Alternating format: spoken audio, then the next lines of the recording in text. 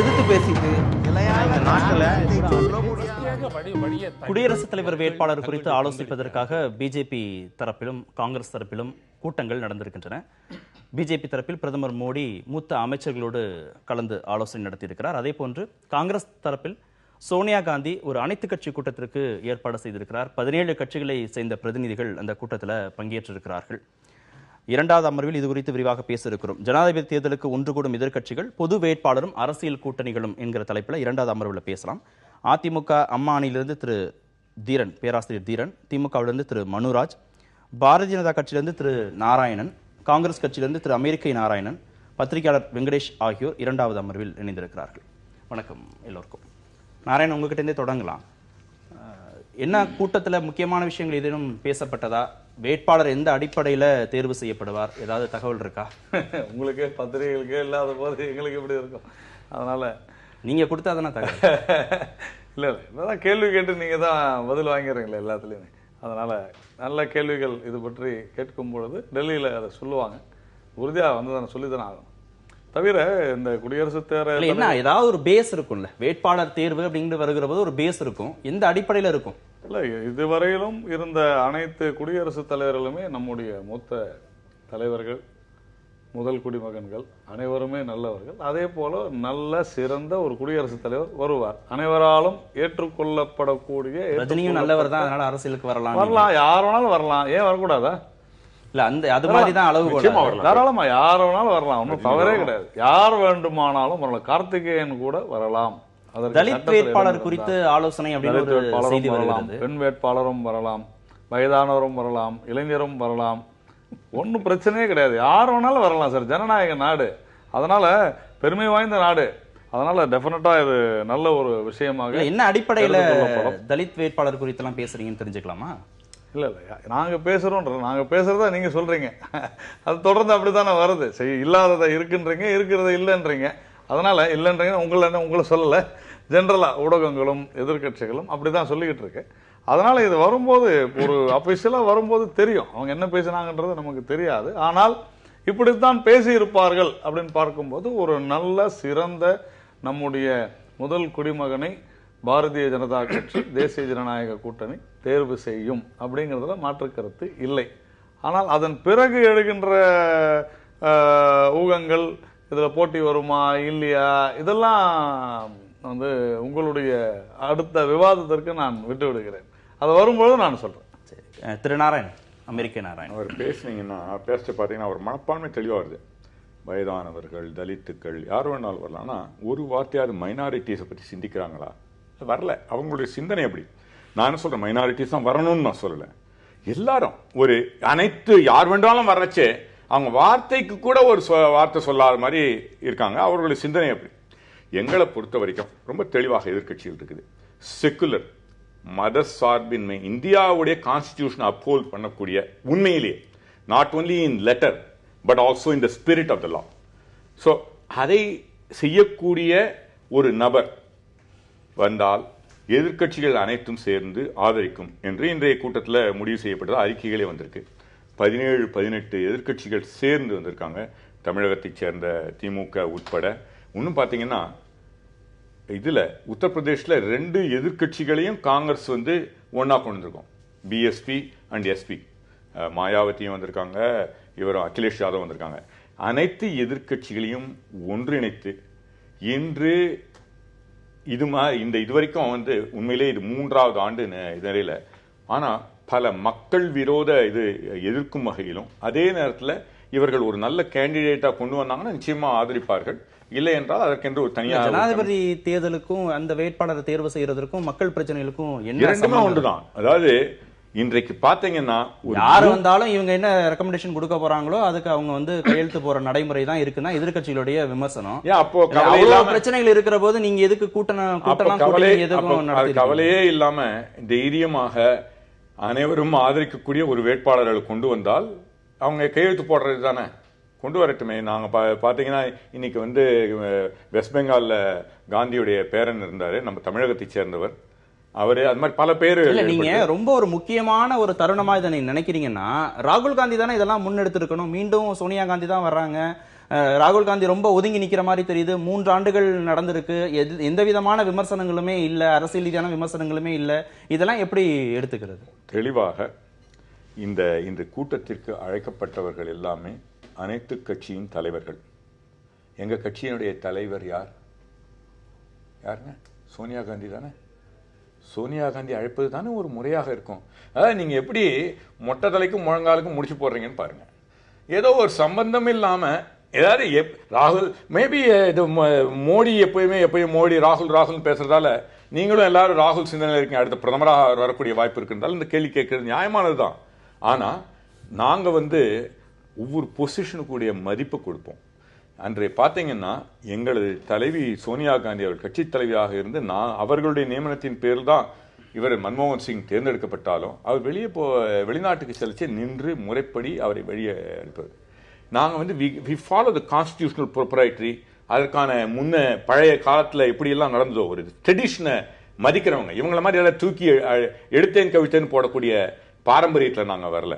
அனைத்துவரையும் இணைத்து செல்லணும், அனைத்து கட்சியினும் ஊத்திற்குள்ள பரஸ்பர மரியாதையை கொடுக்கணும். அதெல்லாம் சரியாக செய்யக்கூடியது, அதை சரியாக செய்திருக்கிறார்கள். முடிச்சிடறேன், அதோட வரட்டேன். நான் ஒன்னும் இல்லை, அப்புறம் மறந்து போடுவேன். இவங்கெல்லாம் கூட மைனாரிட்டிலாம் இருப்பாங்க. ஏற்கனவே டாக்டர் அப்துல் கலாம் அவர்களை நாங்கள் தான் முன்னிறுத்தினோம்.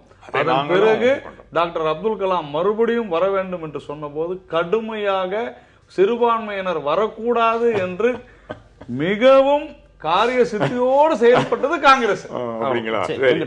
இரண்டு பெரிய கட்சிகள் குடியரசுத் தலைவர் வேட்பாளர் தொடர்பாக ஒரு முக்கியமான ஆலோசனை கூட்டத்தை நடத்தி இருக்கிறாங்க. எப்படி பார்க்கலாம்? 2-3 அடிப்படை விஷயம் நம்ம அப்புறமா கடைசியில் இன்னொரு ரவுண்ட் நான் பேசுறேன். அடிப்படையில் என்னன்னா, கண்டிப்பாக காங்கிரஸ் அல்லது அந்த காங்கிரஸ் எதிர்கட்சி அணி உருவாக்கி தரக்கூடிய ஒரு வேட்பாளரை கண்டிப்பாக பாஜக ஏற்றுக்கொள்ளப் போவதில்லை. பாஜக முன்னிறுத்தக்கூடிய ஒரு வேட்பாளரை இந்த அணி ஏற்றுக்கொள்ளப் போவதில்லை. இது இயல்பாகவே நம் கண்ணெதிர்க்கு திரிக்கக்கூடிய இல்லை நீங்க இருங்க, ஏற்றுக்கொள்ளப் போவதில்லை. இன்னைக்கு இருக்கக்கூடிய சூழ்நிலை என்னவா இருக்குன்னா, குற்றம் கண்டுபிடிப்பதை மட்டும்தான் 2 பேருமே செய்ய போகிறார்கள். இதுதான் யதார்த்தமான உண்மையாக இருக்க போகுது. என்னன்னா, காங்கிரஸ் உருவாக்கி தரக்கூடிய வேட்பாளரை பாஜக விமர்சிக்கும், பாஜக காண்பிக்கக்கூடிய வேட்பாளரை கண்டிப்பாக காங்கிரஸ் அணியினர் விமர்சிக்க போகிறார்கள். என்னன்னா, இன்னைக்கு இது ஒரு வெயிட் அண்ட் வாட்ச் அப்படிங்கிற ஒரு மோட்ல இருக்காங்க. யார் முதல்ல சொல்ல போறாங்க, யார் எந்த பேரை சொல்ல போறாங்க, என்ன பேரை சொன்னா ஏற்றுக்கொள்ள போதோ ஏற்றுக்கொள்ளாதோ இல்ல அதுக்கான ஒரு உரிய விமர்சனங்களோ அல்லது மாற்று விமர்சனங்களோ வைக்க முடியும். இது மட்டும்தான் அரசியல் ரீதியாக இதை காய் நகர்த்துவதற்கு இதை பயன்படுத்துகிறார்களே என்று இன்றைக்கு நடந்த காங்கிரஸ் கூட்டணிக்கான அல்லது அவர்கள் வைத்திருக்கக்கூடிய ஒரு இந்த சொல்றாங்க, நீங்க முதல்ல பாஜக அவர்களை ஆளும் கட்சி தான் கூப்பிட்டு ஒரு கன்சென்சஸ் உருவாக்கணும், அதுக்கு அந்த மாதிரியான ஒரு பேச்சுவார்த்தைக்கு தயார் பண்ணணும் அப்படின்லாம் அவங்க பேசுறதுக்கான காரணமே முதல்ல அவங்க தங்களுடைய அணியினுடைய வேட்பாளரை சொல்லட்டும், அதுக்கப்புறம் நம்ம விமர்சிக்க ஆரம்பிப்போன்ற எண்ணத்துல இந்த பலத்தை காட்டக்கூடிய அந்த கூட்டத்துல கூட அரவிந்த் கெஜ்ரிவாலுக்கு அழைப்பு இல்ல. நிதிஷ்குமார் ஏதோ பின்வாங்கின மாதிரி தெரியுது. ஏன்னா முதலாக அவர் தான் அந்த முன்னெடுப்பை எடுத்தாரு, பொது வேட்பாளர் நிறுத்தணும்னு ஒரு முன்னெடுப்பை எடுத்தாரு. இதெல்லாம் எப்படி அதை ஸ்ட்ராங் பண்ணுமா? இல்ல ஸ்ட்ராங் பண்ண போறது கிடையாது. இது என்னன்னா, இதை ஒரு வாய்ப்பாக வைத்துக்கொண்டு காங்கிரஸை பாஜகவும் பாஜகவை காங்கிரஸும் விமர்சிப்பதற்கான அல்லது குற்றம் கண்டுபிடிப்பதற்கான ஒரு வாய்ப்பாக இதை மாற்றுகின்றன. நம்முடைய வருத்தம் எல்லாம் இந்த இடத்தில் கூட இதை ஏன் இவர்கள் அரசியல் செய்ய வேண்டும்? ஏனென்றால் கண்டிப்பாக ஒரு முதல் குடிமகனுக்கான முதல் குடிமகள் உருவாக்குவதற்கான ஒரு மிக முக்கியமான ஒரு தேர்தலிலும் இப்படிப்பட்ட ஒரு அரசியல் தேவையா என்ற கேள்வியை தான் நாம் எழுப்ப வேண்டியிருக்கிறது. உண்மையிலேயே நீங்கள் ஏற்றுக்கொள்ளக்கூடிய அது சிறுபான்மையினராக இருக்கட்டும் அல்லது தலித்தாக இருக்கட்டும், எப்படிப்பட்டவராக இருக்கட்டும், ஆனால் அவர் இந்தியாவால் மெச்சப்படக்கூடிய, இந்தியாவால் கௌரவமாக போற்றப்படக்கூடிய ஒரு நபராக முன்னிறுத்தப்பட வேண்டும். அப்படிப்பட்ட நபர் நிச்சயமா இப்ப நீங்க அப்துல் கலாம்னு சொன்ன உடனே ஒரு இந்தியா ஃபுல்லா தன்னெழுச்சியாக ஒரு பெரிய அளவில் ஒரு வரவேற்பு இருக்குது இல்லையா? நீங்க இன்னைக்கு அவர் மறைந்த போது ஏற்பட்ட நீங்க ஒரு தன்னெழுச்சி நீங்க உண்மையிலே யோசிச்சு பார்த்தீங்கன்னா, நாம் எப்படிப்பட்ட ஒரு பிரமாதமான ஒரு குடியரசுத் தலைவரை நாம் கொடுத்திருக்கிறோம் அப்படின்னு மகிழ்ச்சியோடு இருக்கு இல்லையா? அந்த மாதிரியான ஒரு குடியரசுத் தலைவர் தான் நமக்கு தேவை. அப்படின்னும் போது அந்த மாதிரியான ஒரு ஸ்டேச்சரோட, அந்த மாதிரியான ஒரு தகுதி திறமைகளோட, ஒரு ஆளுமை பண்போடு இருக்கக்கூடியவரை தான் நாம் எதிர்பார்க்கிறோம். அப்படிப்பட்ட ஒரு நபரை 2 தரப்பினரும் முன்னிலைப்படுத்தி ஒருமித்த கருத்தோடு அவர்களை தேர்வு செய்வார்களே, ஆனால் அதை மாதிரி ஒரு சிறப்பான வாய்ப்பு இல்லை. அதுக்கு வாய்ப்பு கூட்டத்தில் கலந்துட்டு வந்திருக்கிறீங்க, எப்படி எடுத்துக்கிறது? இல்லை நீங்கள் பார்த்தீங்கன்னா 13 குடியரசுத் தலைவர்கள் இது வரைக்கும் இந்தியாவில் இருந்திருக்காங்க. 12 பேர் காங்கிரஸ் நியமித்தவர்கள். 13வது நம்ம இப்போ தான் பேசணும் அப்துல் கலாம். அவர் பாஜக நியமித்திருந்தாலும் காங்கிரஸ் போன்ற பெரும்பான்மையான கட்சிகளோட ஆதரவோட தேர்வானார் 2002. அதனால இது தேசிய கட்சிகள் தான் இதுக்கு முன்னாடி கொண்டு போகணும். ஏற்கனவே சொன்ன மாதிரி தார்மீக அடிப்படையில் பார்த்தீங்கன்னா ஒரு மரபு முறை பார்த்தீங்கன்னா அரசு தான் மத்திய அரசு இந்த முயற்சி எடுக்கணும். அவங்க எடுத்துட்டு இருக்காங்கன்றது தான் என்னோட புரிதலும். ஏன்னா சில கட்சி தலைவர்களோட நேரடியாகவே திரு அமித்ஷாவும் இந்த பிரதமர் அவர்களும் சந்திச்சு பேசியிருக்காங்க இது சம்பந்தமா. ஆனா நீங்க இப்ப பாத்தீங்கன்னா ஒரு குடியரசுத் தலைவர் என்னவா இருக்கணும்னா, எங்களுக்கு அடிப்படையில் சட்டம் படிக்கும்போது ஒன்று சொல்லுவாங்க, president is the guardian of the constitution. அதாவது நம்ம அரசியல் சாசன சட்டத்தின் ஒரு பாதுகாவலராக இருக்கணும். மற்றபடி அவர் ஒரு ரப்பர் ஸ்டாம்புன்றதெல்லாம் நம்ம எல்லாரும் சொல்ற ஒரு யதார்த்தம் தான், உண்மை. மத்திய அமைச்சரவை எடுக்கிற முடிவை அவர் செயல்படுத்தணும். ஆனா அவருக்குன்னு சில அதிகாரங்கள் உண்டு. என்னன்னு ஒரு ரெண்டு குறிப்பு மட்டும் சொல்றேன். ஒண்ணு மிக முக்கியமாக கிளெமென்சி, இந்த மாதிரி தூக்கு தண்டனையில் இருக்கிறவங்க அவங்க கேட்குற அந்த கிளெமென்சின்றது அது முழுசா நிர்ணயிக்கிற அவரோட பவர் பிரசிடென்ட் கிட்ட இருக்கு, கவர்னருக்கும் இருக்கு, பிரசிடென்ட்டுக்கு அதிகமா இருக்கு. இரண்டாவது ஒரு இழுபறி எலெக்ஷனுக்கு அப்புறம் ஒரு இழுபறி நிலை இருந்தால் யாரை முதலில் கூப்பிட வேண்டும். நம்ம இங்க சமீப காலத்தில் பார்த்தோம் எப்படி கவர்னர் யாரை கூப்பிடல யாரை கூப்பிட்டாங்கன்ற அந்த அளவுக்கு அந்த டிஸ்கிரெஷனரி பவர்ன்றது பிரசிடென்ட்டுக்கு இருக்கு. ஸோ அவர் சும்மா எடுத்தோம் கவிழ்த்தோம் அவர் எதுவும் பண்ண முடியாதுன்ற அளவுக்கு நம்ம விட்டுற முடியாது. ஸோ முக்கியமான அரசியல் தருணம் தான். ஆனா நான் ஒரு இடத்துல அமெரிக்க நாராயணோட ஒத்து போறேன். ஏன்னா இது நம்ம ஒரு கூட்டம் இன்னைக்கு நடந்திருக்கு, 31 தலைவர்கள் 17 அரசியல் கட்சிகள் வந்திருக்காங்கனால இது ஒரு முழுக்க ஒரு அரசியல் கூட்டணி அப்படின்ற மாதிரியும் நம்ம சொல்லிட முடியாது. ஏன்னா அதுக்கு இன்னும் 2 வருஷம் இருக்கு அடுத்த தேர்தல் வரைக்கும்.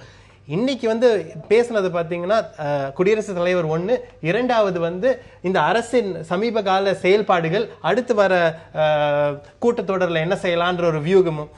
தமிழ்நாடுன்னு பாத்தீங்கன்னா அது குறிப்பாக திராவிட முன்னேற்ற கழகத்தில் பாத்தீங்கன்னா ஒரு 2-3 விஷயத்துல நாங்க ரொம்ப இப்ப தமிழ்நாடு அடி வாங்கி இருக்கோம்.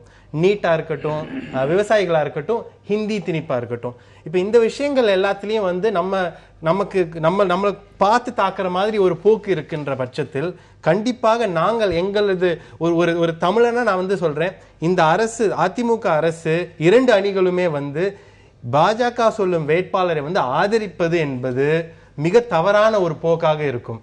கண்டிப்பாக இந்த ஒரு தருணத்தில் தான் தமிழகத்துக்கு வழங்க வேண்டிய உரிமைகளை பெற்றுத்தர வேண்டும். கண்டிப்பாக இந்த அரசை நம்ம இதுக்கு மேலே அவங்க என்கரேஜ் பண்ணக்கூடாது. இந்த மாதிரி போய் அவங்க சொல்ற வேட்பாளருக்கு இவங்க போய் ஒரு ரப்பர் ஸ்டாம்ப். எப்படி நீங்க சொல்றீங்க கட்ட பஞ்சாயத்து நடந்துச்சு, குடியரசுத் தலைவர் தேர்தலுக்காக தான் இந்த கட்ட பஞ்சாயத்து நடந்துச்சுன்னா எப்படி சொல்றீங்க? பஞ்சாயத்துனா 2 பேரையும் கூட்டு வச்சு பேசணும். ஒரு முன்னாள் முதலமைச்சர் போய் பார்த்துட்டு வராரு, அதுக்கப்புறம் போய் இன்னொரு முதலமைச்சர் பாக்குறாரு, இந்நாள் முதலமைச்சர் பாக்குறாரு. எப்படி நீங்க கிரிட்டிசிசம் பண்றீங்க? குடியரசுத் தலைவர் வேட்பாளருக்காக நடந்த கட்ட பஞ்சாயத்துன்னு எப்படி விமர்சனம் பண்றீங்க? எப்படி பண்றோம்னா, இந்த இந்நாள் முதலமைச்சர் போய் பார்க்கிறது சரி, சில நிர்வாக விஷயங்களா இருக்கட்டும், அரசு சார்ந்த விஷயங்களா இருக்கட்டும். ஒரு முன்னாள் முதலமைச்சரை எந்த பிரதமரும் கூப்பிட்டு இந்த மாதிரி ஒரு 40 நிமிஷத்துக்கு ஒரு கூட்டம் நடத்தணும்ன்ற அவசியமே இல்லை. ஏனென்றால் 1.5 மணி நேரம். ஏனென்றால் அவருக்கு அவங்க கட்சிக்குள்ளேயே நிறைய பிரச்சனைகள் இருக்கிறது. சரிங்களா? அதுக்கப்புறம் அனைத்து கட்சி கூட்டத்தின் அடிப்படையில், விவசாயிகளோட சேர்ந்து நடந்த அனைத்து கட்சி கூட்டத்தின் அடிப்படையில் எதிர்கட்சி தலைவரை எல்லாரும் கூட்டிட்டு போய் எங்களை கூப்பிடணும் நீங்க சொல்றதுக்கு உங்களுக்கு உரிமை இருக்கு. ஆனா ஓபிஎஸ் பார்க்க கூடாது, ஏன் 40 நிமிஷம் பார்த்தாரு, ஏன் 1.5 மணி நேரம் பேசினாரு, பேசியிருந்தா இதுதான் பேசியிருப்பாங்கல்ல, நீங்க எப்படி இட்டுக்கட்டி இதெல்லாம் பேச முடியும்? வேற யூகத்தின் அடிப்படையில நீங்க பேச முடியும்? கண்டிப்பாக. ஏன்னா இதுல நம்ம இது நமக்கு தெரியாது என்ன நடக்குதுன்னு ஒரு பிரதமர் சந்திக்கும் போது. ஆனால் இதுக்கு பின்னாடி என்னென்ன நகர்வுகள் இருக்கிறதுன்னு நம்மளும் ஒரு 4-5 மாசமா பார்த்துட்டு தான் இருக்கோம். அதாவது சேகர் ரெட்டி ரெய்டுல இருந்து இப்ப சமீப காலத்துல சுகாதாரத்துறை அமைச்சர் வீட்டுல நடந்த ரெய்டு எல்லாத்திலையும் பாத்தீங்கன்னா கண்டிப்பாக இந்த பாஜகவோட ஒரு கை தெரியுது அதுல. சோ இது நான் என்ன சொல்றேன்னா, வெளிப்படையா தெரியுதா மறைமுகமா தெரியுதா? வெளிப்படையாவே தெரியுது. திரு தீரன், தமிழக உரிமைகளை நீங்க மீட்டெடுக்கணும்னா 2 அணிகளுக்குமே அவர் கோரிக்கை வைக்கிறாரு. நீங்க பிஜேபி நிறுத்தக்கூடிய அந்த வேட்பாளருக்கு, குடியரசுத் தலைவர் வேட்பாளருக்கு அதிமுக ஆதரவு போயிடக்கூடாது அப்படின்னு சொல்றாரு மனு. திமுகவினுடைய நிலைப்பாட்டை நாங்கள் ஆதரிக்க வேண்டிய அவசியம் இல்லை. காரணம் என்னவென்று சொன்னால், அனைத்து இந்திய அண்ணா திராவிட முன்னேற்ற கழகத்தை எங்களுடைய இதய தெய்வம் புரட்சித் தலைவர் எம்ஜிஆர் அவர்கள் உருவாக்கியதே திமுகவை எதிர்த்து தான், கருணாநிதி அவர்களை எதிர்த்து தான் அந்த இயக்கம் உருவானது. இன்றைய வரையிலே எங்களுடைய அரசியல் எதிரியாக இருக்கக்கூடியவர்கள் திமுகவினர். இல்ல, மனு சொல்றது எல்லாம் தமிழக மக்களுக்கு எதிரானதான். நீங்க திமுக எதிரானது மக்களுக்கு எதிரானது சொல்றாரு. நீட் பிரச்சனையை சொல்றாரு, விவசாய பிரச்சனையை சொல்றாரு. இருங்க இப்ப சொல்றது இல்ல, நான் அப்ப இருந்தே ஆரம்பிக்கிறேன். 2009 ஒரு தமிழன் தான் ஜனாதிபதியா இருந்தாரு. அன்றைக்கு பிரதமராக இருந்தது காங்கிரஸ், கூட்டணி கட்சியா இருந்த ஐக்கிய முற்போக்கு கூட்டணி கட்சியா இருந்த திமுக காங்கிரஸ் சேர்ந்துதான் ஈழத்தமிழர்களை இனப்படுகொலை செஞ்சு 1.5 லட்சம் பேரை கடைசியில் கொண்டாங்க. என்ன பொய்? இது ஜெயலலிதா அவர்கள் சொன்னதை நான் ஞாபகப்படுத்த கருத்து சொன்னது பிறகு நீங்க சொல்லுங்க. நான் சொல்றேன், அன்றைக்கு முதலமைச்சராக இருந்த கருணாநிதி அவர்கள் என்ன சொன்னாரு? கூடா நட்பு கேடா முடியும், இவர்களோட கூட்டணி வச்சதுனாலதான் அன்றைக்கு எனக்கு மத்திய உளவுத்துறை சொன்னதை நம்பித்தான் போர் முடிந்து விட்டது என்று சொல்லி நான் என்னுடைய உண்ணாவிரத்தை முடித்துக் கொண்டேன் என்று சொன்னார். பின்னாடி கூடா நட்பு கேடா முடியும் என்று காங்கிரஸை பற்றி சொன்னார். ஆக இது எல்லாம் ஈழத்தமிழுடைய இனப்படுகொலை வைத்து சொல்லப்பட்ட கருத்துக்கள். ஆனால் அன்றைக்கு நாங்கள் கலைஞர் அவர்களை சந்தித்து கேட்டபொழுது, நாமே ஒரு அடிமை இன்னொரு அடிமைக்கு எப்படி உதவ முடியும்? காங்கிரஸ் தயவிலே தான் தமிழக அரசு நடைபெறுகிறது. இந்த பிரச்சனைக்கு வாங்க, கொஞ்சம் டைம் கொடுங்க. ஏன்னா அவங்க வந்து அப்படியே ரொம்ப இதுவா இருக்கிற மாதிரி பேசுறாங்க. இனத்துக்காக என்னமோ அவங்க அரும்பாடு படுற மாதிரி. இவங்க ஆட்சியில, திமுக ஆட்சியில் இருக்கும் பொழுதெல்லாம் நான் இன்னைக்கு ஒண்ணு சொல்றேன், தமிழகத்தினுடைய நலன்கள் எல்லாம் காவு கொடுக்கப்பட்டது, விட்டு கொடுக்கப்பட்டது, அநியாயமாக தமிழர்களுக்கு துரோகம் செய்யப்பட்டது.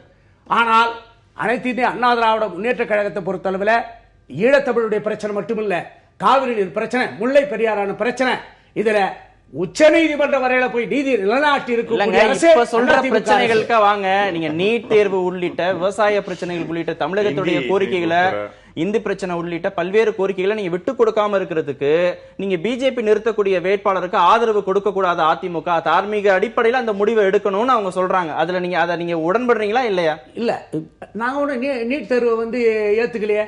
சட்டமன்றத்திலே தீர்மானம் நிறைவேற்றி அனைத்து கட்சிகளுடைய ஆதரவோட தீர்மானத்தை அனுப்பி இருக்கிறோம். அது ஜனாதிபதிக்கு அனுப்பப்பட்டு எங்களுக்கு அந்த சட்ட அங்கீகாரம் கொடுக்கணும் அப்படின்னு சொல்லி தான் தமிழ்நாடு அரசாங்கம் கேட்டிருக்கு. நீட் தேர்வை நாங்க ஒன்றும் ஏத்துக்கலையே. அது வந்து இன்றைக்கு தமிழக மக்களை, மாணவர்களை பாதிக்கின்ற காரணத்தினால்தான் எங்களுடைய கருத்தை சொல்றோம். ஆனா அதே நேரத்தில் இந்தியா முழுக்க ஒரே மாதிரியான தேர்வு முறை வேண்டும்னு சென்ட்ரல் கவர்மெண்ட் சொல்றதுனால அவங்க வந்து நடத்துறாங்க. உச்ச நீதிமன்றம் சொல்றதுனால நடத்துறாங்க. அந்த மாதிரி கூட இல்ல, கேள்வித்தாள் மாறி மாறி இருக்குது. சரி, அப்ப நீங்க பிஜேபி வேட்பாளருக்கு வந்து எந்த விதமான நிபந்தனை இல்லாம ஆதரவு கொடுக்கிறது முடிவு. நாங்கள் திமுக காங்கிரஸ் ஆதரிக்கிற ஒரு ஜனாதிபதி வேட்பாளரை அனைத்து இந்திய அண்ணா திராவிட முன்னேற்ற கழகம் எப்பொழுதும் என்றைக்கு ஆதரிக்காது. பிஜேபி நிறுத்துற வேட்பாளரை அன்றைய சூழ்நிலையை பொறுத்து நாங்கள் எங்களுடைய ஆதரவை தெரிவிப்போம். சரி, ஒரு இடைவேளைக்கு பிறகு நம்ம தொடர்ந்து பேசலாம். நாராயண், மனு வச்ச அந்த வாதம் உங்களுக்கும் பொருந்தும். தமிழகத்துடைய உரிமைகளை மீட்டெடுப்பதற்காக அதிமுக தரப்பிலிருந்து உங்களுக்கான சப்போர்ட்டை கொடுக்க கூடாது அப்படின்னு அவர் கேட்கிறார். நீங்க எப்படி பாக்குறீங்க? இல்லை, இப்போ இந்த தேர்தல் பற்றி பேசிக்கிட்டு இருக்கும்போது இந்த மாதிரி இஷ்யூஸ் வந்ததுனால நான் அதை சொல்ல வேண்டிய கட்டாயத்தில் இருக்கிறேன். நீட் தேர்வை பொறுத்தவரையில் ஐக்கிய முற்போக்கு கூட்டணி மத்திய அமைச்சரவையில் இடம்பெற்றிருந்த திமுகவினுடைய தலைவர் கருணாநிதி அவருடைய மகன் அழகிரி இடம்பெற்றிருந்த மத்திய அமைச்சரவையில் தான் முதல்ல நீட்டு தேர்வை கொண்டு வரணும்னு அமைச்சரவையே முடிவு பண்ணு. அதன் பிறகு நீட்டு தேர்வு மே மாதம் 5ஆம் தேதி 2013ஆம் ஆண்டு முதலாக நாட்டில் நடைபெற்றது. அப்போ அது இப்போ இவங்க நீட்டு தேர்வு வந்து தமிழகத்திற்கு துரோகம்னா, முதல்ல இவருடைய செயல் தலைவர் ஸ்டாலின் அவர்கள், நான் அன்றைக்கு எங்களுடைய கட்சி தமிழகத்திற்கு துரோகம் செய்து விட்டது, மன்னித்துக் கொள்ளுங்கள்னு கேட்டுட்டு அதுக்கப்புறமா இப்போ எதிர்க்கணும். ஆனால் அது மாதிரி அவங்க செய்யலை. ஒன்று. ரெண்டாவது, விவசாயிகள் பிரச்சனையை பேசுகிறாங்க. 7 வருஷம் காவேரியில் அந்த கெசட்டில் போடாது இருந்ததுக்காக பகிரங்கமாக தமிழக மக்களிடம் தமிழகத்திற்கு துரோகம் செய்து விட்டது திமுக அப்படின்னு சொல்லிட்டு இதை சொல்லணும். மூணாவது ஒரு விஷயம் சொன்னார், ஹிந்தி திணிப்பு. 2011 இவங்களுடைய ப. சிதம்பரம் அவர்களும் ஜே.எம். ஆரோன் அவர்களும் இடம்பெற்றிருந்த, அதற்கு முன்னாலே ஜெகத் ரட்சகன், திமுகவை சார்ந்த ஜெகத் ரட்சகன் இடம்பெற்றிருந்த அந்த குழு தான் வந்து இவ்வளவு பரிந்துரைகளையும் பண்ணிருக்குது. டிஆர் பாலு தான் இந்த மெயில்களில் போட, இதெல்லாம் இவங்க செஞ்சுட்டு அதற்கும் சேர்த்து தமிழக மக்களிடம் மன்றாடி கேட்டுக்கொண்டு எங்களை மன்னித்து விடுங்கள்னு சொல்லணும். அதே போல கட்ட பஞ்சாயத்துன்னு சொல்ற பிரதமரை இவங்க தினகரன் நாளிதழ் 3 பேர் கொல்லப்பட்டது குறித்து அந்த கட்ட பஞ்சாயத்துக்கும் நாங்க மன்னிப்பு கேட்கிறோம்னு சொல்லிட்டு பிஜேபி விமர்சனம் பண்றதுதான் சரியான விஷயமா இருக்கு. தவிர இன்னைக்கு திமுக அப்படியே ஏதோ தமிழகத்திற்கு இவங்க நல்லது செய்யற மாதிரி நடிப்பது, வேடமிடுவதெல்லாம் சரி. அதிமுக தரப்புல இருந்து அந்த வாக்குகளை பெறுவதற்காக தான் கட்ட பஞ்சாயத்து நடந்துச்சு அப்படிங்கறதான் அவருடைய வாதம். அதுக்கு நான் இது இந்த தலைப்பு சம்பந்தப்பட்ட விவாதம். நான் அந்த இதெல்லாம் நான் ஏன் மனு சொன்னதுனாலதான் இதெல்லாம் நான் சொல்ல வேண்டியதா போச்சு. இன்னைக்கு எனக்கு தெரிந்து குடியரசுத் தலைவர் தேர்தலில் போட்டி வரக்கூடாது. ஏனென்று சொன்னால் நாம் அனைவரும் சேர்ந்து ஒரு தலைவரை, முதல் குடிமகனை ஏற்றுக்கொள்ள வேண்டும் என்பதுதான் என்னுடைய விருப்பமும் கட்சியினுடைய விருப்பமும் கூட. அது யாரு காங்கிரஸ் நிறுத்துறதை ஏத்துக்கணுமா இல்ல அதான் சொல்றேன், யார நல்லவங்க யாரா இருந்தாலும் எடுத்துக்கலாம், தவறில்லை. ஆனால் இதை ஒரு போட்டியாக முன்னிறுத்தி குடியரசுத் தலைவர் தேர்தலில் பார் நான் எல்லாரும் ஒன்னா சேர்ந்துடுறோம்ட்டு இல்ல எப்படி இந்த அளவுகோல்னு கேக்குறேன். நல்லவருங்கிற அளவுகோலை நீங்க எப்படி நான் சொல்றேன். இது வரைக்கும் 13 குடியரசுத் தலைவர் தேர்தலில் என்ன அளவுகோல் இருந்தோ அதே அளவுகோல் தான் இப்பயும் இருக்கும். 12 பேர் காங்கிரஸ்காரங்க, ஒருத்தர் பிஜேபி ஆட்சியில் இருந்த போது காங்கிரஸ்காரர் கிடையாது. ஆனாலும் அந்த நல்லவரை வல்லவரை மறுபடியும் வரவிடாது செய்த மிகப்பெரிய பெருமை திமுகவிற்கும், குறிப்பாக ஒரு தமிழனை வரவிடாது செய்து தமிழகத்திற்கு துரோகம் செய்த அந்த பெருமையும் திமுகவிற்கும் காங்கிரசிற்கும் உண்டு. அப்படிப்பட்ட ஒரு சூழ்நிலையில போட்டி வருதுன்னு வச்சுப்போம். இன்னைக்கு தேசிய ஜனநாயக கூட்டணி கிட்ட 48.64 விழுக்காடு வாக்குகள் இன்டாக்டா இருக்குது. மொத்தம் ஓட்டு எங்க கையில 5,55,072 ஓட்டு, பார்லிமெண்ட்லும் 5,49,474 ஓட்டு, அசம்பிளி ஓட்டம் கிட்டத்தட்ட நான் சொல்வது 48.64 ஓட்டு நம்ம கையில இருக்கு. இதுல காங்கிரசுக்கு இப்போ 14.62 விழுக்காடு தான் இருக்குது. மொத்தமா ஐக்கிய முற்போக்கு கூட்டணி சிபிஎம் எல்லாம் அவங்களுடைய கட்சியில சேர்த்துக்கிட்டா கூட இல்ல புரியுற மாதிரி சொல்லுங்க. அதிமுகவுடைய 2 அணிகளுடைய 47,000 வாக்குகள் இல்லைனா பிஜேபி ஜெயிக்குமா? வரேன், கொஞ்சம் ஒரு நிமிஷம் விட்டீங்கன்னா முடிச்சுடுறாரு. சுருக்கமா 35.47 விழுக்காடு காங்கிரஸ் கிட்ட திமுக கிட்ட இருக்கு. அதுல திமுகவுக்கு ஒரே 1% தான் இருக்குது மொத்த வாக்கு. இதுல AIADMK, Biju Janata Dal, Telangana Rashtriya Samithi, YSR Reddy, Aam Aadmi, Indian national Lokdal இதெல்லாம் சேர்த்து 13% இருக்கிறது. ஆல்ரெடி ஒய்எஸ்ஆர் ராஜசேகர் ரெட்டி முழு ஆதரவு பாஜக வேட்பாளர் நிறுத்தப்பட்டால் கொடுக்கிறேன் என்று சொல்லிவிட்டார். நாராயணன், நீங்க சுருக்கமா வாங்க, நேரம் ரொம்ப குறைவா இருக்கு. அதிமுகவுடைய வாக்குகள் உங்களுக்கு ஜெயிக்கிறதுக்கு தேவையா தேவையில்லையா? அதுதான் சொல்ல வர. அந்த ஒய்எஸ்ஆரையும் டிஆர்எஸ் இது போன்ற விஷயங்கள்லாம் சொல்லி இருந்தால் 20 நாட்களுக்கு முன்னால் மம்தா பானர்ஜி டெல்லியில அத்வானி அவர்கள் குடியரசுத் தலைவர் சொல்லி முடிச்ச நிகழ்ச்சி நேரடியாக சொல்ல வேண்டும் என்று சொன்னால் இன்றைய சூழ்நிலையில அதிமுகவினுடைய வாக்குகள் இருந்தால் மட்டுமே வெற்றி பெற முடியும் என்கிற சூழ்நிலை இல்லை. இல்ல அதிமுகவுடைய வாக்கு பிஜேபிக்கு கிடைக்காம போனா பிஜேபி ஜெயிச்சிருமா தோத்துருமா? ஒரு நல்ல குடியரசுத் தலைவர் வேண்டும் என்று சொன்னால் நாங்கள் அந்த வேட்பாளர் நிறுத்தினால் வாக்குகள் அளிப்பது அவர்களுடைய விருப்பம். ஆனால் இதை அரசியலாக அவங்க வாக்குகளை அளிக்கிறதோ வாக்குகளை அளிக்க வைக்கிறதோ அதெல்லாம் வேற. அத நம்ம பேசுறோம். ப்ராப்ளம் என்னன்னா நான் தொடர்ந்து சொல்ற மாதிரி வாக்குகளை கேட்கிறதோ வாக்குகளை அளிக்க வைக்கிறதோங்கிறதுனால அவங்கவுங்க சாமர்த்தியத்தை பொறுத்து. நாராயணனுடைய பாஜக நாராயணன் வாயிலிருந்து அதிமுகவுடைய வாக்குகள் அவசியம் இல்லை அப்படி சொல்லணும் எதிர்பார்க்கிறீங்க. நான் சொல்றது நான் ரெடி. நான் மறுபடியும் சொல்றேன், இது தேர்தல் என்று சொன்னால், கட்டாயமாக தேர்தல் வரப்போகுது என்று சொன்னால் அண்ணா திராவிட முன்னேற்ற கழகத்தினுடைய வாக்குகள் பாரதிய ஜனதா கட்சிக்கு அவசியம் இல்லை. தாராளமா போதுமா? நான் சொல்லிட்டேன் போதுமா? உங்களுக்கு இப்ப சந்தோஷமா இல்ல? இப்ப அதிமுகவுடைய வாக்குகள் நீங்க தெளிவா இன்னொரு முறை சொல்லுங்க. அதிமுகவுடைய வாக்குகள் பிஜேபிக்கு வேணுமா வேணாமா? ஜெயிக்கிறதுக்கு பிஜேபியோட வேட்பாளர் ஜெயிக்கிறதுக்கு வேணுமா வேண்டாமா? இந்த நாடு ஜெயிக்க வேண்டும் என்று சொன்னால் அவர்கள் வாக்களிப்பது அவருடைய விருப்பம். நேரடியாவே பதில் சொல்ல மாட்டேங்கிறாங்க. வேற நாட்டுல இருந்து வந்துட்டாங்களா? காங்கிரஸ் திமுக வேற நாட்டுல இருந்து வந்துட்டாங்களா? பிஜேபி வேட்பாளர் மட்டும் தான் நாட்டை சேர்ந்தவங்க. அப்ப இவங்க இதை எதிர்கட்சிகளை கூப்பிட்டு ஒரு கூட்டம் போடு. ஏன் நான் திரும்ப கேக்குறேன்னா, திமுக தரப்புல இருந்து கட்ட பஞ்சாயத்துன்னு சொல்றத நீங்க மறுக்கிறீங்க இல்லையா? நீங்க உங்களுக்கு அவங்களுடைய வாக்குகள் தேவையில்லைன்னு சொல்லிட்டீங்கன்னா அந்த வாதமே அடிபட்டு போயிருங்க. நான் மறுபடியும் சொல்றேன், இது நாள் வரையில நாங்க இந்த நபர் தேர்தலில் நிறுத்த வைக்கப்படுவார்னு நாங்க யாருக்கிட்டையும் சொல்லல, கேட்கல. ஆனா இன்னைக்கு போட்டி நடந்தால் தேசிய ஜனநாயக கூட்டணிக்கு அதிமுகவுடைய ஆதரவு தேவைப்படுகிறதா கட்டாயமாக என்றால் கிடையாது. நான் எவ்வளவு முறை சொல்றது, இங்கே 3 முறை சொல்றேன், நீங்க சரியா காதுல வாங்கிக்கலன்னு நினைக்கிறேன். நான் மறுபடியும் சொல்றேன், அதிமுகவுடைய ஆதரவு இருந்தால் மட்டுமே தேசிய ஜனநாயக கூட்டணியுடைய வேட்பாளர் வெற்றி பெறுவார் என்கின்ற நிலை இப்பொழுது இல்லை. அப்படி ஒரு நிலைமை இருக்கிற போது நீங்க ஏங்க கட்ட பஞ்சாயத்துன்னு விமர்சனம் வைக்கிறீங்க? Very good. I want to get that. கட்ட பஞ்சாயத்துக்கு மட்டும் நான் கொஞ்சம் இது பண்ணுறேன். ஏன்னா நீங்க சொல்லிடுங்க. சட்ட பஞ்சாயத்துனா சட்டத்து இல்லப்படி நடக்காதுதான் கட்ட பஞ்சாயத்து. அதானே கட்ட பஞ்சாயத்து. இவங்க என்ன கட்ட பஞ்சாயத்துல என்ன, அதாவது செக்ரட்டேரியட்ல போய் பணம் எடுக்கிறாங்க, துட்டு எடுக்கிறாங்க. அதுல இவர்களுக்கு இது இருக்குன்னு எல்லா விதமான, அதாவது நான் நீங்க பாருங்க, தயவு செஞ்சு நீங்க பேசிட்டே நான் குறுக்கிடல, என்ன அவசியம் இல்லாம பேச மறுக்கலாம். புது பணத்தை சட்டப்பேரவையில இருந்து எங்க எடுத்தாங்க? செக்ரட்டேரியட்ல இருந்து எடுத்தாங்க. எங்க எடுத்தாங்க? செக்ரட்டேரியட்ல எடுத்தாங்க. நீங்க உங்கள்ட்ட ஆதாரம் இருக்கு அதுக்கு? செய்திங்க எல்லா பேப்பர்லயும் நீங்க எல்லாம் போடல. நீங்க போட போயின்னு சொல்றீங்களா? நீங்க உங்க டிவி சேனல்ல சொல்லன்னு சொல்றீங்களா?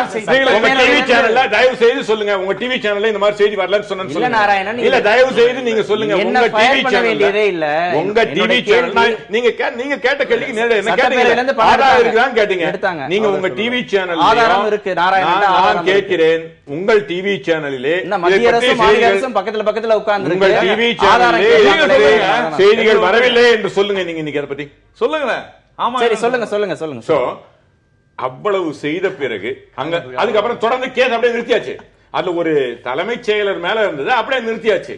இன்றைக்கு இவங்க ஒரு முதலமைச்சர்கிட்ட பேசுறது இல்ல, மற்றவர்கள்ட்ட இரண்டு கட்சிகள். இப்ப பிஜேபி ஆட்சி பிஜேபி அதிமுக பிஜேபி பினாமி ஆட்சி தான் இங்க நடக்குது. அதெல்லாம் இவங்க ரெண்டு இதையும் பண்றாங்க. கட்ட பஞ்சாயத்து இந்த தேர்தலுக்கு மட்டும் எதிர்கட்சி தலைவர் சொன்னதாக நினைக்க வேண்டாம். இன்று தமிழகத்திலே இவர் சொன்னாங்க, சிதம்பரம் அவர்கள் தெளிவாக இந்தி இதை பத்தி வாக்குகளே எங்களுக்கு தேவையில்லை சொல்றாரு. அதுக்காகத்தான் நான் மறுபடியும் சொல்றேன், மறுபடியும் சொல்றேன், வேட்பாளருக்காக ஜனாதிபதி தேர்தலுக்காக மட்டுமே இவர்கள் நடத்தவில்லை. இவர்கள் நடத்துகின்ற இந்தி திணிப்பாக இருக்கட்டும், இல்ல மற்றவைகளை பொருத்தி தமிழகத்துக்கு இது விவசாய பாத்தீங்கன்னா, இன்னைக்கு தமிழக விவசாயிகள் பேப்பர்ல வந்திருக்குது, 17,000 கோடி ரூபாய் தனியார் கம்பெனி கொடுத்திருக்காங்க. அதுல 6,000 கோடி ரூபாய் தான் இந்த தனியார் இன்சூரன்ஸ் கம்பெனிகள் இதுக்கு விவசாயிகளுக்கு கொடுத்திருக்காங்க. மீதி 10,000 கோடி பண முதலைகளுக்கு இந்த பிஜேபி கொடுத்திருக்கிறது உண்மை இல்லைன்னு மறுக்க சொல்லுங்க. அதே போல ஒரே ஒரு பாயிண்ட் சார், ஏன்னா எனக்கு வாய்ப்பு கிடைக்காதுன்னு எனக்கு தெரியும். தமிழகத்துல 42% இதை கொண்டு வந்தாங்க. 6,000 கோடி ரூபாய் தமிழகத்துக்கு இழப்பு வந்திருக்கு. இந்த டெவல்யூஷன் ஆஃப் ஃபைனான்ஸ்ல தமிழக அரசு இதை பத்தி பேசுறது, தமிழகத்துக்கு துரோகம் வேட்பாளருக்கு என்ன சம்பந்தம் இருக்கு? இதுக்கு இதெல்லாம் பத்தி பேசாம இருக்கும். தமிழகத்தை முடுக்கி விடுறாங்க தமிழகத்துக்கு எதிராக இருக்கிறதுக்கு. திமுக தரப்புல இருந்து அந்த விமர்சனம் வைக்கப்பட்டது, அங்க அதிமுக தரப்புல இருந்தும் பிஜேபி தரப்புல இருந்தும் அதை மறுக்கிறாங்க. இந்த இன்டர்பிரிட்டேஷன் கரெக்டா? அதிமுகவுடைய வாக்குகள் எங்களுக்கு தேவையே இல்லை அப்படின்னு நாராயணன் சொல்றது சரிதானா? ஏன்னா அப்போ கட்ட பஞ்சாயத்துங்கிற வாதமே அடிபட்டு போயிடும். நம்ம ஏன் சரி அப்படின்னு, ஏன் அது சரின்னா எதிரில் இருக்கக்கூடியது அத்தனையும் கன்சாலிடேட் ஆகாதுன்ற ஒரு நம்பிக்கை ஒண்ணு இருக்கு. நீங்க அப்படி பாத்துக்கோங்க. அதாவது இவங்க 48% இருக்கு அப்படின்னா, யாரு காங்கிரஸ் கன்சாலிடேட் பண்ணணும்னு நினைக்கக்கூடிய அந்த வாக்குகள் எல்லாம் காங்கிரஸ் கன்சாலிடேட் பண்ணி மொத்தத்தையும் கன்சாலிடேட் பண்ணா மிச்சம் இருக்கக்கூடிய 51% வரும் இல்லையா? 51 முழுசா கன்சாலிடேட் பண்ண முடியாது. அங்க ஒரு பெரிய ஸ்பிளிட் இருக்கும். கண்டிப்பா எல்லாரும் ஒருங்கிணைந்து அத்தனை பேரும் இப்ப எதிர்கட்சி நிறுத்தக்கூடிய ஒரு வேட்பாளருக்கு முழுமையாக ஏற்றுக்கொண்டு வாக்களிக்க மாட்டார்கள் அப்படிங்கிற ஒரு நம்பிக்கை கண்டிப்பா பிஜேபிக்கு இருக்கு. அதனால அவர்களுடைய கான்ஸ்டிட்யூன்சியில் இருக்கக்கூடிய அத்தனை வாக்குகளும் அந்த 48% வாக்குகள் முழுமையாக விழும் பட்சத்தில் அந்த வேட்பாளர் தான் நிச்சயமா குடியரசுத் தலைவர். எல்லாமே ஒரே குரல்ல தானே பேசுறாங்க. மதவாதத்துக்கு எதிராக நாங்க நிக்கணும், அவங்க நிறுத்தக்கூடிய வேட்பாளருக்கு எதிராக ஒரு வேட்பாளர் நிறுத்தணும்லாம் சொல்றாங்களே, அப்பவும் ஏன் அந்த ஒருங்கிணைப்பு இருக்காது?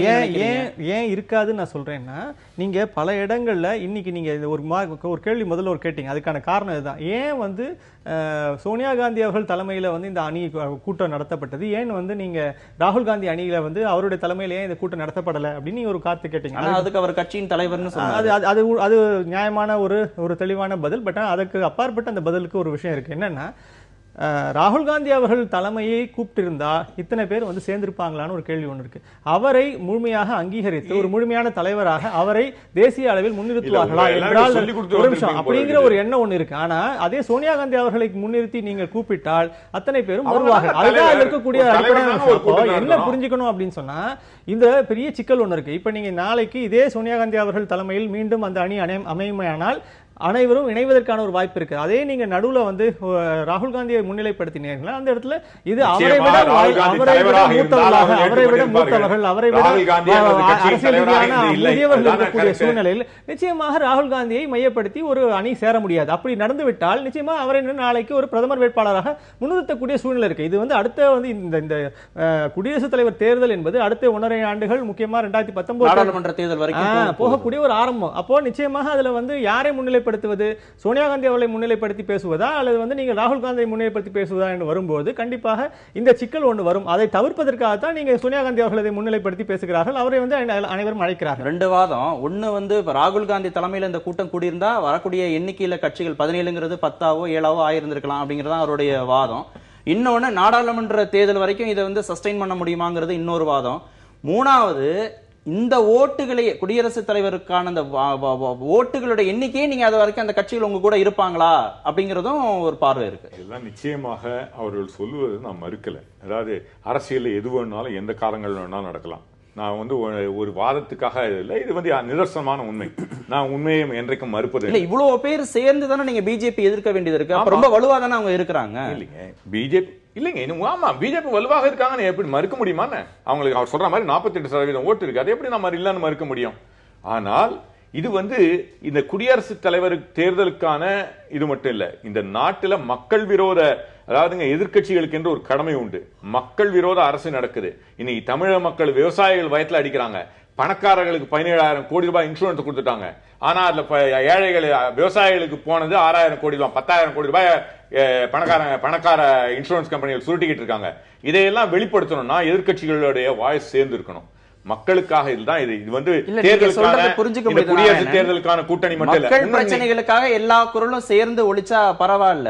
இது வேற ஒரு கால்குலேஷனுக்காக எல்லாரும் சேர்ந்து இருந்துதான் வேற ஒரு கால்குலேஷன். பிஜேபிக்கு எதிராக பிஜேபி அதாவது தலித்துக்களை இன்னைக்கு வந்து பாத்தீங்கன்னா உத்தரப்பிரதேசல அவங்களுக்கு எதிராக பெரிய இது நடக்குது. பிஜேபி ஆட்சி வந்ததுல இருந்து அவங்க எங்க வந்தாலும் இந்த மாதிரி மரக்கலவரங்கள், அடித்தட்டு மக்களை அடிக்கின்ற ஜாதி கலவரங்கள் இப்படிதான் நடந்துகிட்டு இருக்கு. இந்தியா ஃபுல்லா இதை பாக்குறோம். இரண்டாவதா நீங்க சரத் யாதவ் இவர் வரலன்னு சொன்னீங்க, நிதிஷ்குமார் வரல. ஆனா அவருடைய கட்சி தலைவர் சரத் யாதவ், நீங்க அதை புரிஞ்சுக்கணும். அதாவது வரலைங்கிறத சாதாரணமா எடுத்துக்க முடியுமா? நிச்சயமா சாதாரணமா எடுத்துக்க முடியும். ஏன் சாதாரணமா எடுத்துக்க முடியாதுங்கிறதுக்கு நான் காரணம் உள்வாங்கிட்டு பதில் சொல்லுங்க. 2015ஆம் ஆண்டு அவர் தான் முதல்ல இந்த ஃபேக்டை முன்வைக்கிறாரு. எல்லாருமா பிஜேபிக்கு எதிராக ஒரு பொது வேட்பாளரை நிறுத்தணும்.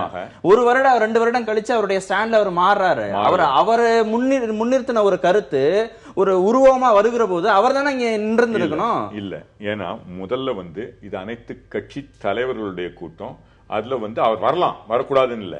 ஆனா அவர் கட்சி சார்பாக அவர் கட்சியுடைய தலைவர் சரத் யாதவ் அனுப்பிச்சிருக்காரு. அதனால அது ஒன்னும் தவறில்லை. அந்த கட்சி இதை புறக்கணிக்கல.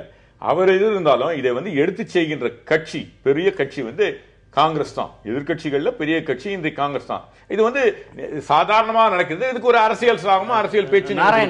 நாராயணன், நாட்டுல இவர் சொன்ன தலித் பிரச்சனைகள், சிறுபான்மை மக்களுக்கு எதிரான பிரச்சனைகள், விவசாய பிரச்சனைகள் இதெல்லாம் நடக்கிறது.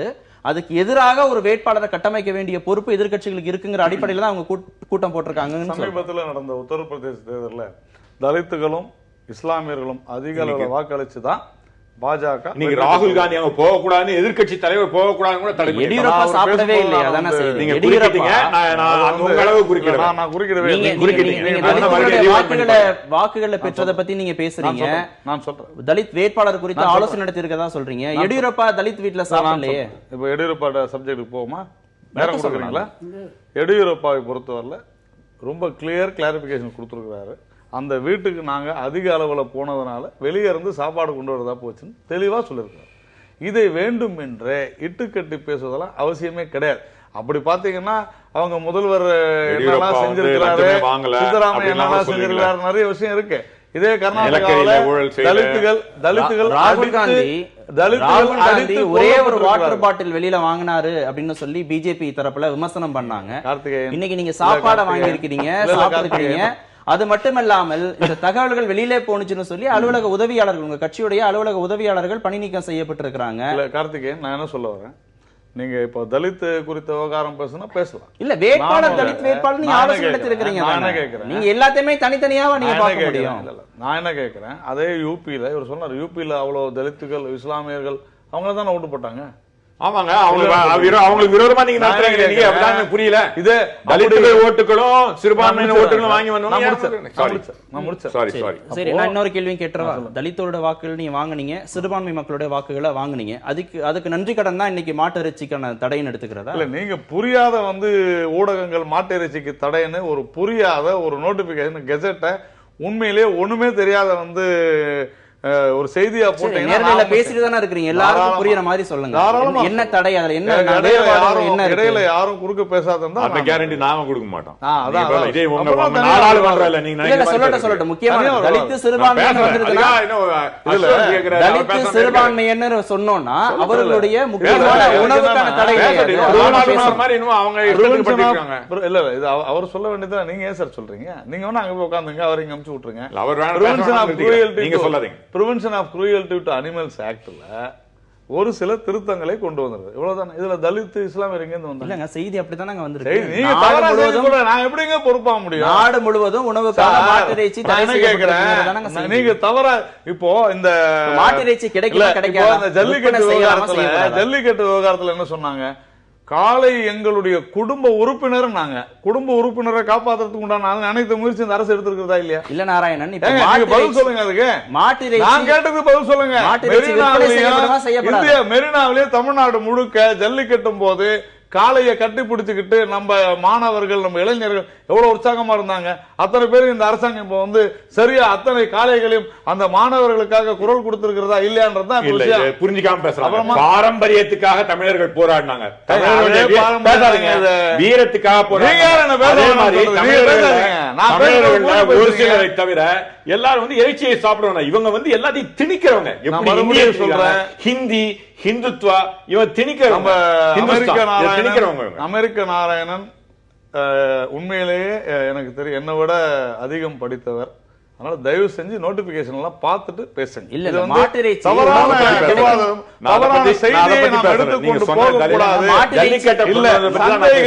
சந்தைகளில் இந்த விலங்குகளை விற்பதற்குண்டான வரைமுறைகளை செய்திருக்கிறது. இதை தவறாக எதிர்கட்சிகளும் சில ஊடகங்கள் ஆட்சியில அதிகமா இருக்கா இல்லையா? கடந்த 3 வருடங்கள் கடந்த 3 வருடங்கள்ல தான் மாட்டு இறைச்சி அதிக அளவில் ஏற்றுமதி செய்யப்படுகிறது. பாஜக ஆட்சியில குடியரசுத் தலைவருக்கு நம்ம தலித் வேட்பாளர் குறித்து பேசுறோம். அப்துல் கலாம் கேட்டா முஸ்லிம் சொல்லாதீங்க. இல்ல, செய்தி அப்துல் கலாம் கொண்டு வந்தா முஸ்லிம் சொல்லாதீங்க. செய்தி அடிப்படையில தானே யார் வேண்டுமானாலும் வரட்டும். 12 பேரு காங்கிரசினுடைய உறுப்பினர்களாக அமைச்சர்களாக இருந்தார்கள் என்றால் ஒரு RSS காரர் வருவதில் தவறே கிடையாது. இது எந்த அடிப்படையில இந்த பரிசீலனை செய்யப்படுதுன்னு நம்ம புரிஞ்சுக்கிறோம். தலித் வேட்பாளர் பிஜேபி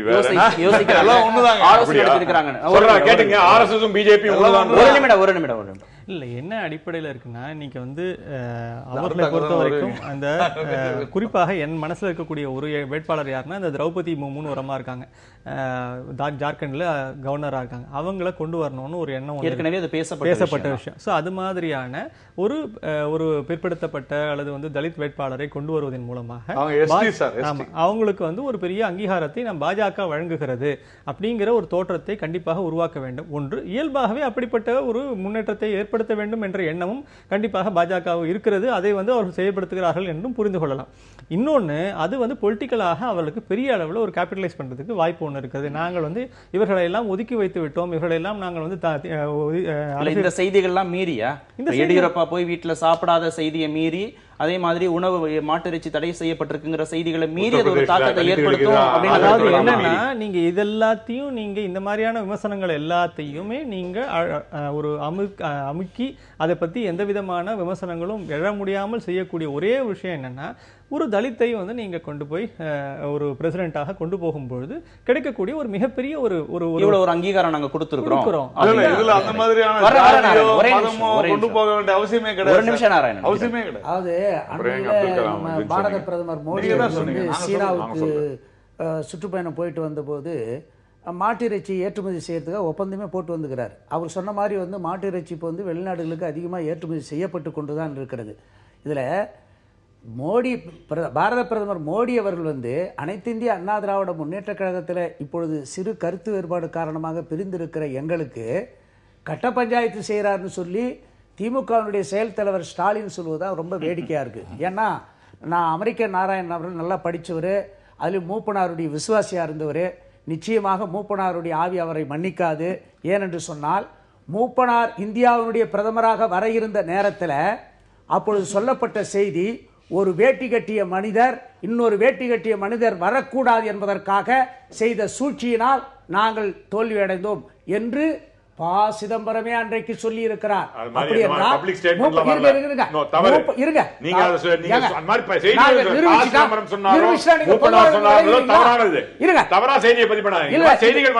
நிரூபிச்சுட்டா பத்திரிகையில வந்து செய்தி நிரூபிச்சுட்டா நீங்க பொதுவாக வந்து விளங்கிறீங்களா?